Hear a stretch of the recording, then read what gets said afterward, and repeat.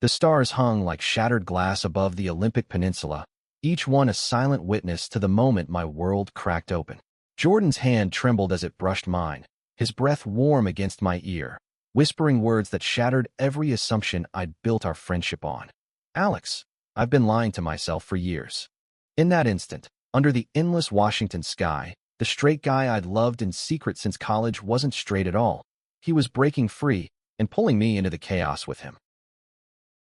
It started innocently enough, or at least that's what I told myself as we packed the truck in the drizzly Seattle morning. I was Alex Rivera, 28, a graphic designer scraping by in a cramped Capitol Hill apartment, the kind of place where the rent ate half my paycheck and the walls echoed with the laughter of my queer-chosen family downstairs.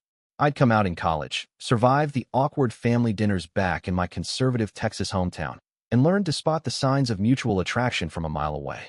But Jordan Hayes? He was the exception that proved every rule.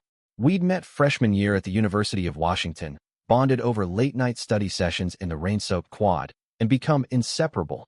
Road trips to the coast, barbecues on Alki Beach, even that disastrous attempt at a double date, where his girlfriend bailed and mine ghosted. Jordan was the golden boy, broad-shouldered from coaching high school soccer in Portland, with that easy laugh that lit up rooms and blue eyes that crinkled when he teased me about my artsy-fartsy sketches. Everyone assumed he was straight as an arrow, and for years, so did I. Or rather, I forced myself to. Loving him had been a quiet ache, the kind you bury under layers of bro-code bullshit. We'd crash on each other's couches after 2 mini IPAs, wake up tangled in blankets, and I'd steal glances at the way his shirt rode up when he stretched, memorizing the freckles across his back like a map to a forbidden country. But I never crossed the line. He had girlfriends, sweet, uncomplicated women who adored his steadiness, and I had flings, guys who came and went like Seattle's summer sun. Still, every time he called me his best mate, it twisted the knife a little deeper. So when he texted last month, "Dude, need to unplug. Camping trip? Just us, Olympic National Park. No signals, no drama." I said yes before my brain could scream no. Escaping the city's hum, the endless grinder notifications, the pressure of another Pride season where I'd smile through the loneliness, it sounded like salvation. Or self-torture. Maybe both. The drive from Seattle to the park took 4 hours of winding Highway 101, the evergreens closing in like old friends welcoming us home. Jordan blasted Springsteen from his ancient pickup speakers, windows down despite the chill October mist, his voice gravelly as he belted out Thunder Road. I laughed along, sketching absent-mindedly in my notebook, the curve of his jaw against the gray sky, the way his fingers drummed the wheel like he was chasing something just out of reach. "You good, man?" he asked at a pullout overlooking Lake Crescent, his eyes searching mine over a thermos of black coffee. I nodded, too quick. "Yeah, just. Work's been a grind." "You?" He shrugged, staring at the water's glassy surface. "Same old. Coaching the kids, dodging my mom's setups. Feels like I'm running in place."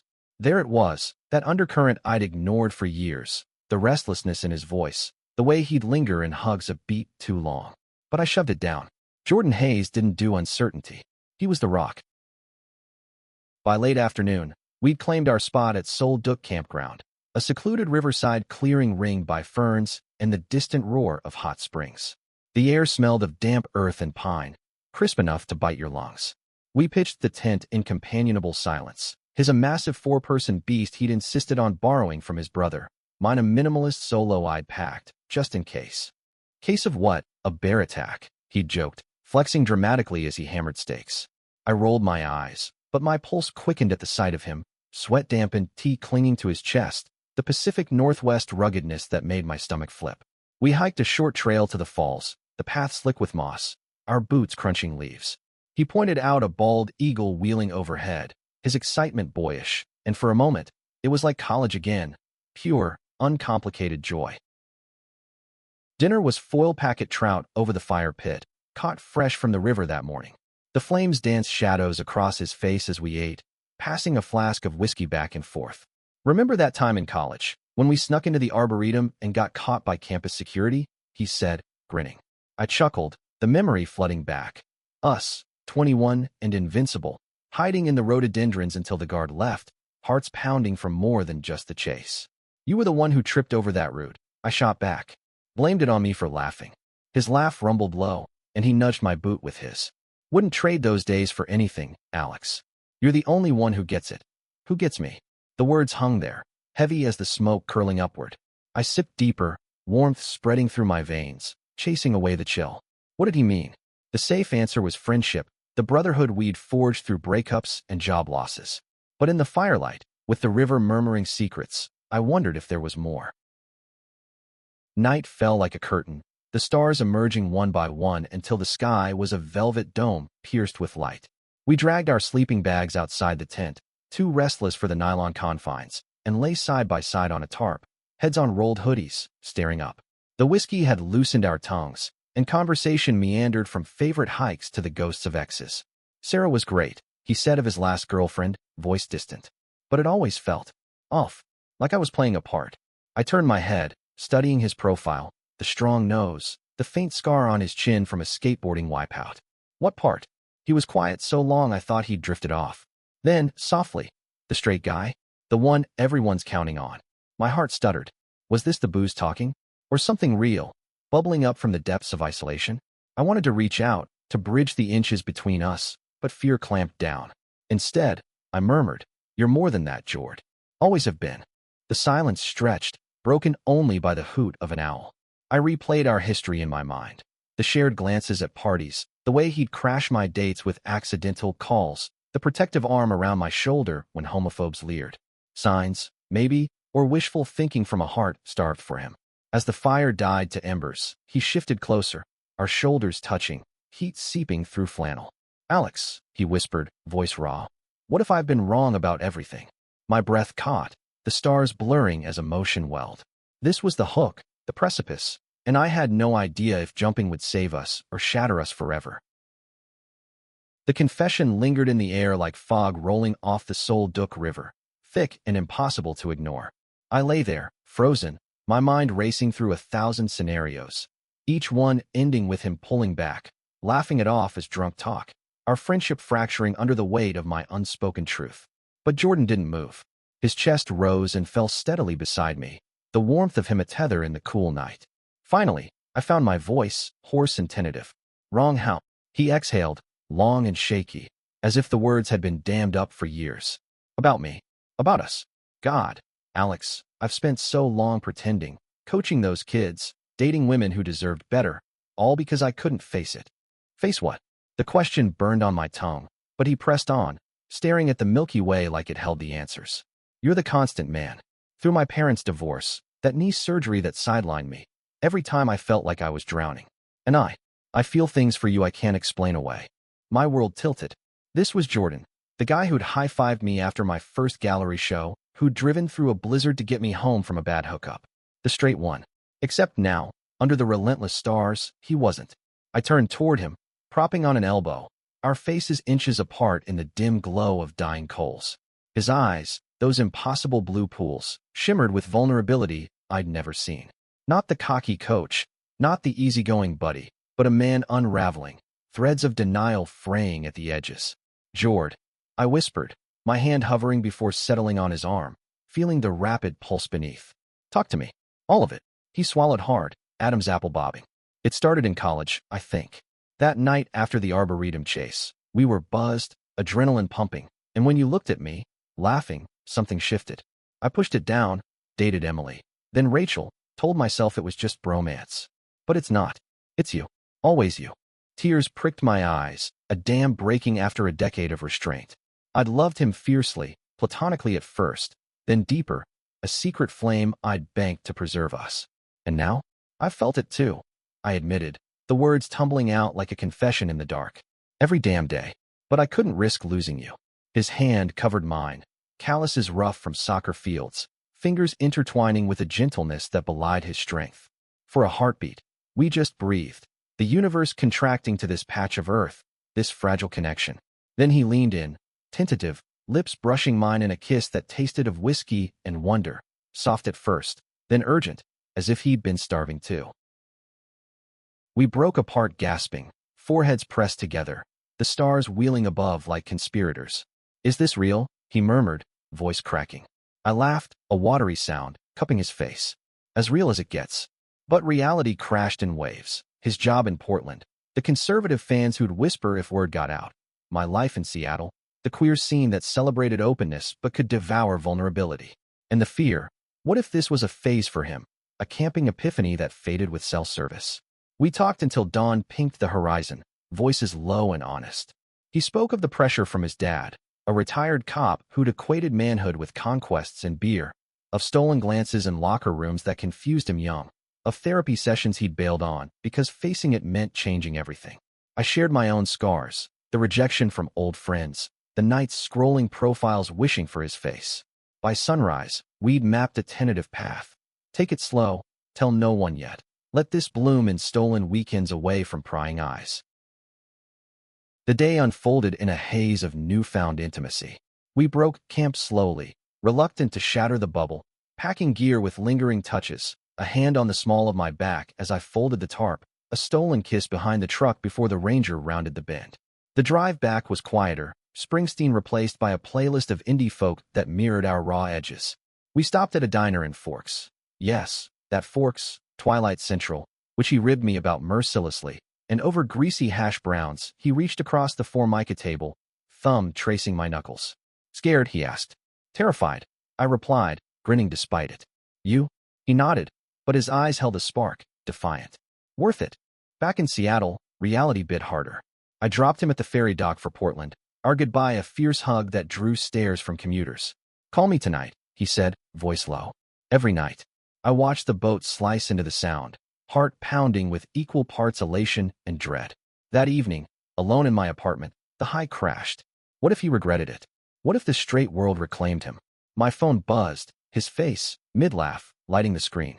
Miss you already. Thinking about that kiss. Can't wait for more. Relief flooded me, followed by a fierce protectiveness.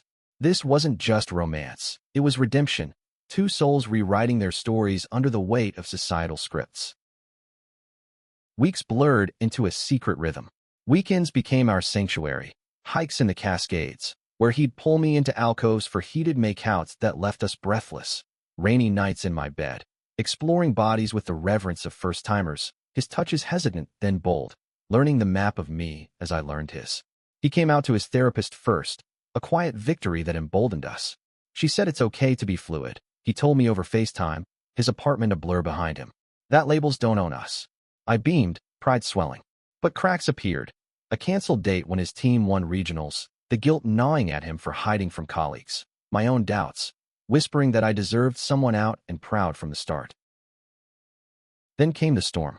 Black Friday, Portland streets slick with rain. He showed up unannounced at my door, duffel in hand, face ashen. I told Mark, he blurted, his assistant coach, the one who joked about turning him straight with bar nights. He didn't take it well. Said I'd ruined the program, that parents would pull kids. The words hung, venomous. I pulled him inside, arms wrapping tight as he shook. Fuck him, I growled, anger hot. You're not a risk, you're a gift. We spent the night plotting. Anonymous emails to the league about inclusivity, resources for queer youth in sports. By morning, resolve hardened his features. I'm done hiding, he declared. For us. Holiday lights twinkled across Seattle's skyline as December deepened, but inside my apartment, the air crackled with unspoken tension. Jordan had crashed on my couch. Now our bed, after the blow-up with Mark, his duffel spilling socks and coaching whistles across the floor. We'd turned it into a makeshift fortress, fairy lights strung haphazardly, takeout containers piling like evidence of our domestic rebellion. But freedom came at a cost. His phone buzzed incessantly, texts from worried parents, voicemails from his mom probing why he'd skipped Thanksgiving. Tell her, I urged one evening, curled against him on the worn leather sofa, his heartbeat a steady drum under my palm. He sighed, running fingers through my hair. Not yet. She still asks about grandkids like it's a quota. The weight of it pressed on us, a shadow over the lightness we'd chased.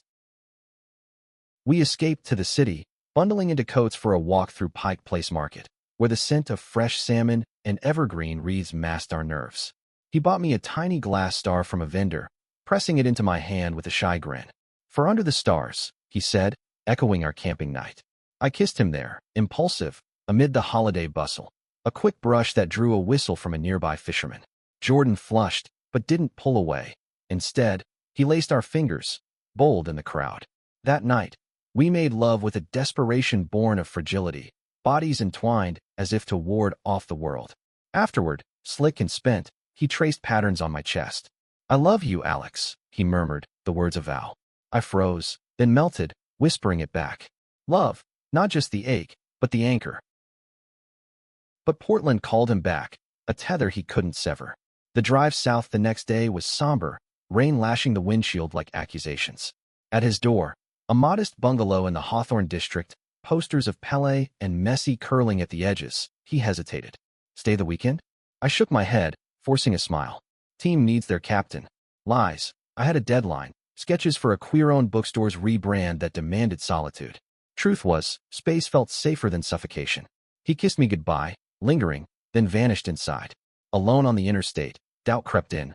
Was I pushing too hard? Demanding a life he wasn't ready for? Back home, the apartment echoed emptily. I threw myself into work, charcoal smudging my fingers as I drew scenes from our trip, the campfire's glow on his face, the stars framing his confession. My roommate, Lena, a fiery lesbian barista with tattoos of Audre Lorde quotes, noticed. "Spill," she demanded over vegan tacos, her eyes sharp. I hesitated, then poured it out. The camping, the kiss, the fallout.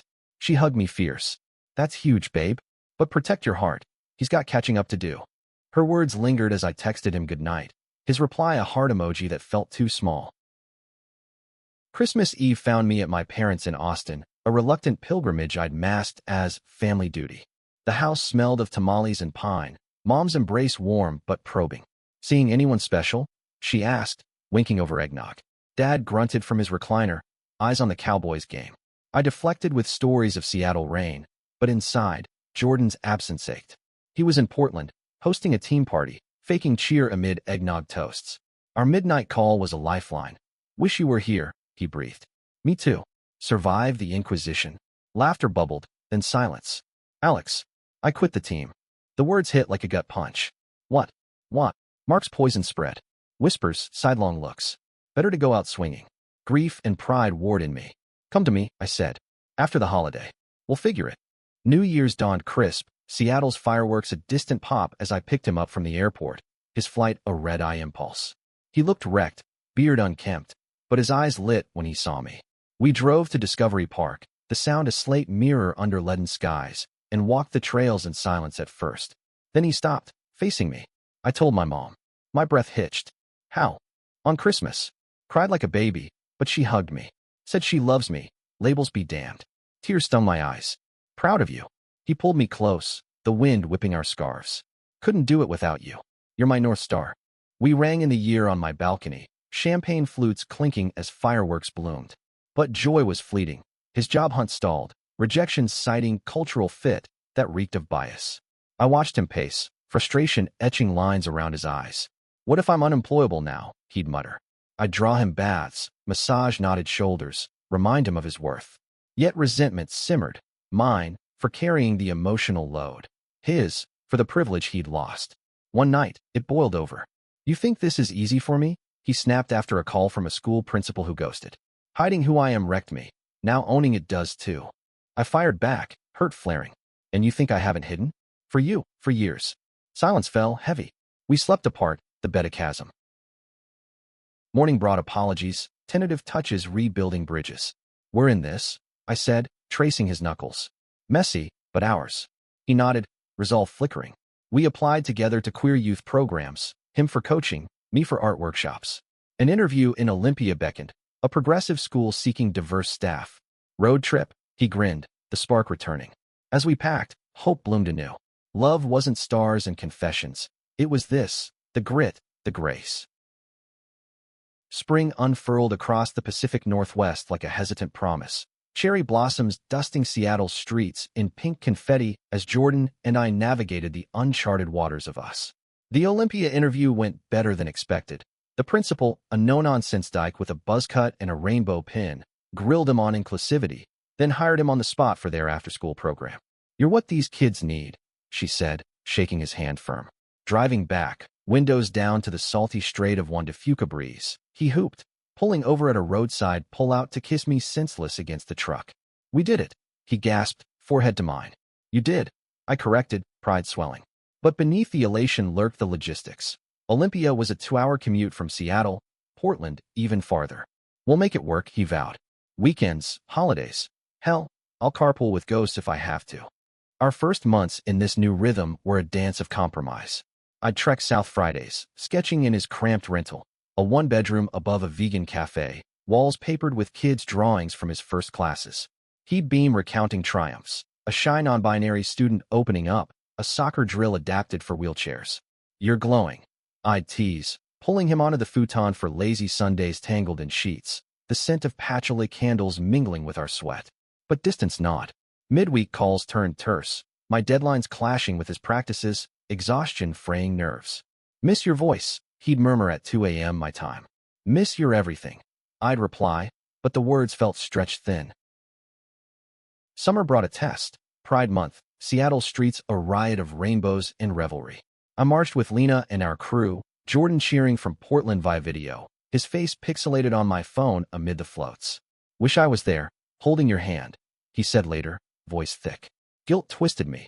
He'd come out publicly now, a quiet Instagram post of us hiking Rainier, caption my person, my home. Likes poured in from old teammates, mixed with trolls he blocked without flinching. But family? His mom visited once. Awkward hugs over coffee, her eyes darting from our linked hands. He's happy. That's what matters, she told me privately, but the strain showed in her tight smile. Mine was trickier. The Austin flight home for July 4th loomed like a storm cloud. Dad had warmed since my coming out. Gruff nods at mentions of boyfriends. But Jordan? I rehearsed introductions in the mirror. This is my partner. Partner. The word thrilled and terrified. At the airport, he squeezed my hand. Tell them I love barbecue.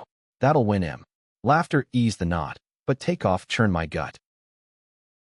Texas heat wrapped me like a smothering blanket, cicadas droning as Mom grilled burgers in the backyard. Dad manned the smoker, beer in hand, while my sister Elena chased her toddlers. Brought someone special? Mom asked, eyes twinkling. I nodded, nerves jangling as Jordan's rental pulled up, him in khakis and a button-down, looking every inch the earnest coach. Introductions were a blur. Mom's bear hug, Dad's firm handshake, heard you're into sports, Cowboys fan, Elena's sly wink. Dinner flowed easier than expected, Jordan charming them with park stories, omitting the stars and confession part. Later, on the porch swing, Dad clapped his shoulder. Takes guts, son. Proud of Alex for finding you. Jordan's eyes misted. Mine did too. The visit sealed something in us. Back in Seattle, we planned a joint move. Him relocating north, a shared apartment in Tacoma, midway between jobs. Packing his Portland place was cathartic. Boxing cleats and yearbooks, donating flannel shirts that smelled of old doubts. New chapter, he said, taping a final lid. I kissed his temple. Our chapter. Fall painted the Olympics in gold and crimson, our camping trip's anniversary sneaking up. We returned to Sol Duc, the river unchanged, stars waiting like old accomplices. That night, fire crackling, he pulled a ring from his pack, not diamond, but a simple silver band etched with coordinates of our first kiss spot. Not marriage, not yet, he said, kneeling in the dirt, voice steady. But a promise, to keep choosing us, through the storms. Tears streamed as I slid it on, pulling him up for a kiss that tasted of forever. Under the sky that birthed us, we made love on the sleeping bags, bodies a symphony of gratitude and heat, the universe approving in silent fireflies. But life doesn't halt for anniversaries. Winter hit hard, his program funded, but bureaucracy delaying his visa-like paperwork for the cross-state role, my gallery show looming, nerves fraying canvases. Arguments flared. You promised more time. I'd snap after a canceled date. Kids come first, you know that, he'd retort. One blizzard night, snow blanketing Tacoma, we screamed until hoarse, then collapsed sobbing into each other's arms. I can't lose you, he whispered. You won't, I vowed. Therapy became our lifeline. Couple sessions with a trans counselor who unpacked our traumas, rebuilding trust brick by tender brick. By spring's thaw, we'd emerged stronger, roots deepening. He coached a queer youth league, stories of transformations fueling his fire. I illustrated a children's book on fluid identities, dedicating it to him. Love, we learned, wasn't the spark under stars. It was the steady burn, illuminating shadows, forging gold from grit. The ring on my finger caught the summer solstice sun as Jordan and I crested Hurricane Ridge, the Olympics sprawling below like a rumpled quilt of green and blue. A year since our camping confession, and here we were, Partners in every sense, the word no longer a whisper but a shout. His hand in mine felt earned, the silver band a talisman against the doubts that still nipped at our heels. Race you to the overlook, he challenged, that boyish grin breaking free. I bolted after him, laughter echoing off peaks, the chase a metaphor for our journey. Always pursuing, never quite catching, but gloriously alive in the pursuit. Tacoma suited us, its gritty port vibe a bridge between our worlds, industrial enough for his grounded energy, artsy pockets for my sketches. Our apartment overlooked the sound, windows framing ferries slicing toward Bainbridge, mornings starting with coffee on the balcony, his head on my shoulder as gulls wheeled. He'd taken to braiding my hair after showers, clumsy fingers learning the weave, while I burned pancakes and cursed in Spanish, remnants of my Tex-Mex roots. Domesticity, once a distant dream, wrapped us in quiet joy. But joy, we've learned, is vigilant. It demands tending. August brought the reckoning. Jordan's mom, Diane, announced a visit, her first since the ring, post coming out fully to her book club and church group. Bring photos, she emailed, emojis awkward. We prepped like generals, tacos for dinner, my best canvases displayed, a playlist of neutral folk to ease tensions. She arrived flustered, silver-streaked hair windswept from the drive, hugging us both with equal fervor. Over margaritas, hers virgin, ours spiked, she grilled gently. How'd you know, Jordan? With Alex. He glanced at me, steady. Felt right. Like coming home. Her eyes softened, but later, washing dishes, she pulled me aside. He was always searching. Thank you for being the anchor. Tears pricked. Absolution, hard won. My family visited next, Elena and the kids tumbling in like a benevolent tornado.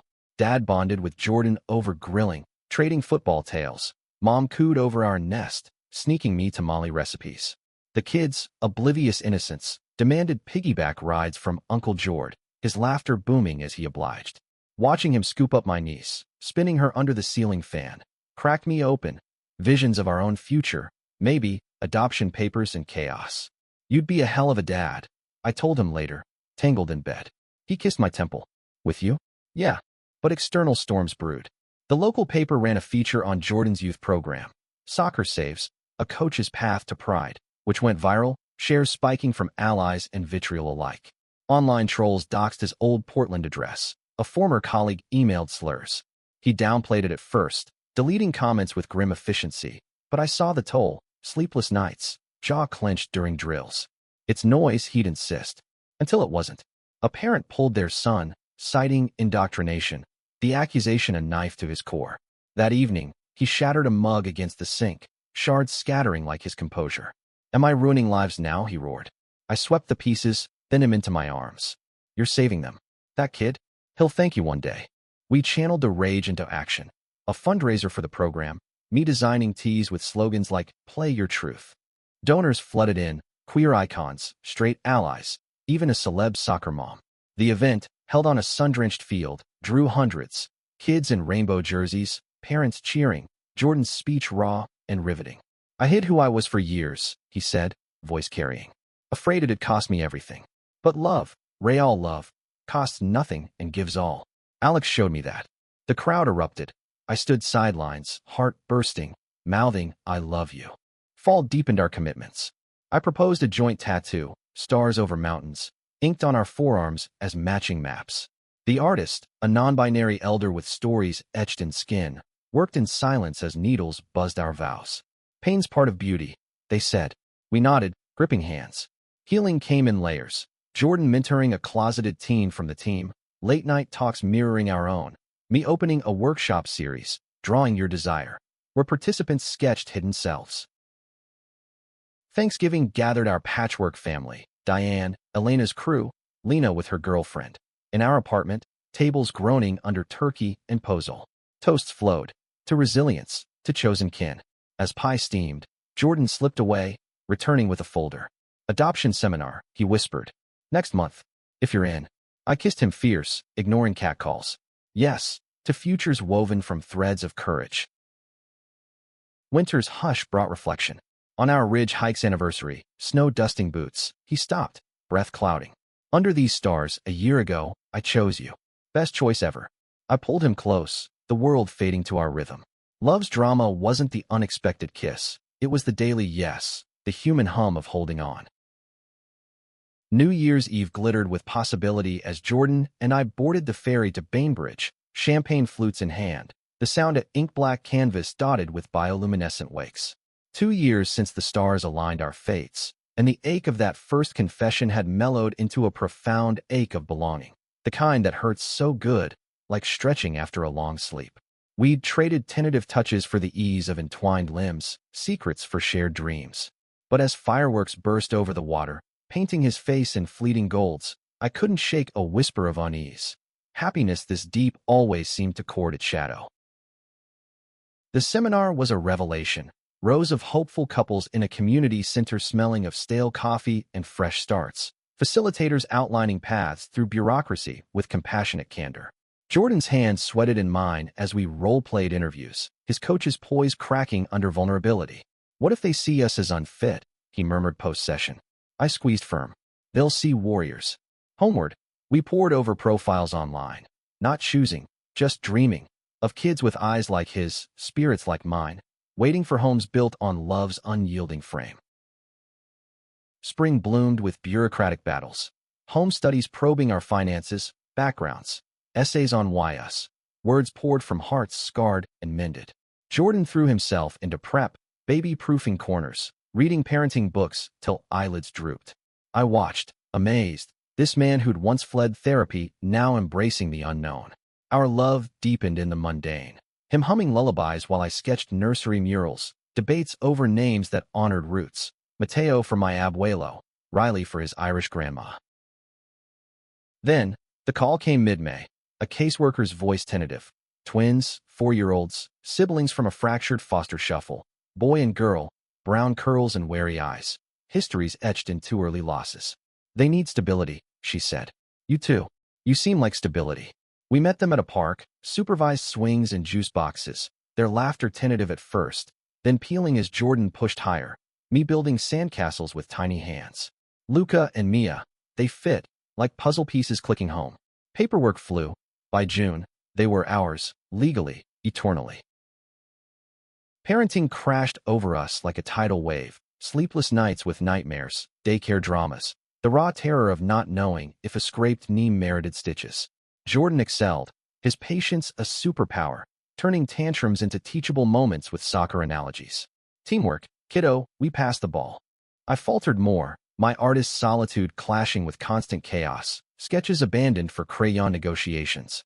But in the fray, we grew, date nights squeezed into nap times, stolen kisses amid toy-strewn floors.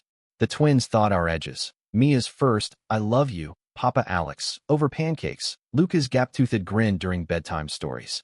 Family, not blood but bond, fierce and full. Challenges arose, as they do. A school enrollment snag, administrators questioning our non-traditional status, eyes lingering on our rings. Jordan advocated, voice steel, we're parents. Period. It resolved, but the sting lingered, fueling a blog he started, Field Goals and Family. Chronicles of queer dads navigating fields literal and figurative. Shares surged, invites to panels followed. Suddenly, he was a voice, our story a beacon. My own crossroads loomed. A New York gallery offered a solo show, 2 weeks in the fall, clashing with Luca's first recital. "Go," Jordan urged, twins clamoring for story time. "They'll cheer via Zoom. Chase your stars." I did, heart splitting, planes droning east, exhibiting pieces born of U.S. Stellar Confessions, a series of starlit portraits, Jordan's face central, eyes alight with unspoken truths. Opening night, critics praised the tender queerness, sales funding a family trip to the Grand Canyon. Video calls home showed the kids waving flags, Jordan's proud whisper, "Killing it, babe." Return brought reintegration, jet-lagged hugs, recitals where Mia twirled like a dervish. But whispers of strain emerged, Jordan's travel for speaking gigs, my deadlines pulling late. One November night, after a canceled anniversary dinner for a colicky Luca, resentment flared. "When do we get us back?" I snapped, dishes clattering. He deflated. "We're drowning in good, Alex." "But yeah, I misjust you." We hired a sitter, escaped to a cabin near Mount Rainier, no kids, no clocks, just firelight and truths. "We're enough," he said, tracing my tattoo. "Always were." By winter's embrace, equilibrium returned. The twins' first Christmas, stockings bulging, carols belted off-key, crystallized it. Love's expansion, not dilution. Jordan proposed publicly then, on one knee amid wrapping paper, ring glinting. Marry me. Under these stars we've claimed? Yes, 1,000 times. The wedding, small and starry. Olympic Peninsula glade. Families mingled, vows exchanged as meteors streaked. From friends to forever, he said. I echoed, tears salting the kiss. Years folded forward. Kids in school, us graying at temples, love a well-worn path. Jordan coaches nationally now, advocating. I teach my art in museums. Under stars, we recount that camping night, the unexpected that expected everything. It's human, this life, dramatic falls, graceful rises, the value in choosing kindness amid chaos. And in each other's arms, we've found our truest north. The altar of evergreens framed our vows like a natural cathedral, the Olympic breeze carrying petals from wildflowers as Jordan's voice steadied on the words we'd rehearsed 100 times. Alex, you saw me when I was blind to myself, loved me through the unraveling. I promised to be your constant, your adventure, your home. Tears blurred the guests, Diane dabbing eyes, Elena snapping candids, the twins in tiny suits clutching rings like treasures. My turn came, heart full. Jordan, you were the straight line I never expected to curve toward me. You've taught me courage is quiet, love is action. I vow to walk every trail with you, stars or storms. The kiss sealed it, cheers erupting, but in that press of lips, it was just us. Two men who'd gambled friendship on truth and one eternity. The reception spilled into twilight, picnic blankets on moss, lanterns flickering like fireflies. Luca and Mia darted among legs, cake-frosted faces alight, while Lena toasted with body limericks that had Dad chuckling despite himself. Jordan and I stole moments, a dance to an acoustic, Wonderwall, his hand warm at my waist, whispers in the tent where we'd say goodnight to guests. Husband, he tested later, in our bridal suite, a nearby lodge with a hot tub steaming under constellations. The word landed like grace, and we tumbled into it, bodies familiar yet renewed, celebrating the sacrament of survival. Honeymoon called us south, a loop through California's Big Sur, clifftop drives, seals barking on rocks, ends with ocean view tubs. We hiked Pfeiffer Beach, purple sands shifting underfoot, and there, amid waves crashing like applause, he pulled me down, making love urgent and unhurried, salt on skin. This is us, he murmured, tracing my wedding band. Unbreakable. Back home, routine reclaimed us, but laced with lightness. Mornings where he'd brew coffee heart-shaped, evenings with board games where losses ended in tickle fights. Fatherhood's depths unfolded. Luca discovered soccer at 5, cleats muddying our floors, Jordan's jeans shining in his determined dribbles. Mia, artistic soul, smeared paints like me, her Papa Jord portraits adorning fridges. Challenges came. Luca's questions about why two dads met with storybooks and honesty. Mia's school bully, a pint-sized bigot echoing home-taught hate, prompting parent-teacher interventions where Jordan's calm advocacy shone. We're family, he'd say simply. All kinds count. Therapy continued. Family sessions unpacking our pasts for their futures, no inherited shadows. Career winds shifted. My New York show birthed a book deal. Stellar Hearts, Queer Love in the Wilds, illustrated memoirs blending our story with others, proceeds to youth shelters. Jordan's blog evolved into a podcast, Beyond the Goal Line, featuring voices from trans athletes to elder gays, his interviews raw empathy. Invites piled, TEDx talks, Pride keynotes. We traveled as a unit. Disneyland where Luca conquered Space Mountain, Mia befriending princesses, a European jaunt, Eiffel Tower picnics echoing our starry origins. But trials tempered triumph. At 7, Luca faced a classmate's taunt, "Your dads are weird," bruising his spirit. Nights, he'd curl between us, questions tumbling. Why can't we be normal? Jordan held him, voice gentle. Normal's boring, buddy. We're epic. I drew comics of our superhero family, capes and all, easing the hurt. Mia's tween angst hit harder, crushes on girls, confusion mirroring Jordan's youth. We navigated with books and counselors, her coming out at 12 a quiet kitchen confession over hot cocoa. I like Sarah, she whispered. Hugs enveloped her, pride swelled. Our girl, Jordan beamed. Midlife crept softly, 30s tipping 40s, knees creaking on hikes, laughter lines etching deeper. Jordan's coaching empire grew, a nonprofit academy for underserved kids, but burnout loomed, gray hairs threading his beard. Pace yourself, I'd urge, massaging temples after donor calls. My own well ran dry, commissions drying amid algorithm shifts, imposter syndrome whispering failures. One rainy April, it peaked. A gallery rejection, his funding cut scare. We spiraled, arguments over budgets, silences thick as fog. Are we enough anymore? I voiced the fear. He pulled me to the balcony, rain pattering. Always. Let's rebuild. Renewal came communal. A sabbatical, volunteering at the academy, me teaching art, him mentoring. Kids' energies reignited us, stories of resilience mirroring ours. We recommitted. Date nights mandatory, therapy refreshed. Under stars at our annual camping ritual. Now with S-mores and ghost stories for the kids. Jordan renewed vows impromptu. Still choosing you. Laughter mingled with tears. The twins rolled eyes, but hugged tight. Decades mark arrived. 15th camping anniversary. Twins teenagers now. Luca lanky, goalie-bound. Mia fierce, debate team star. Around the fire, we recounted. The hook of that kiss, the dramas endured. You saved each other, Mia said sagely. Jordan winked at me. Nah, we found each other. As embers glowed, values crystallized. Love's drama yields humanity's core. Empathy forged in fire. Courage in vulnerability. The unexpected beauty of bending without breaking. In twilight years, we'll chase stars still, grandkids perhaps, or quiet travels. But the lesson endures. Under any sky, the greatest stories unfold not in grand gestures, but in the human heart's persistent yes. Ours, a testament. From straight friends to soulmates, the stars always knew.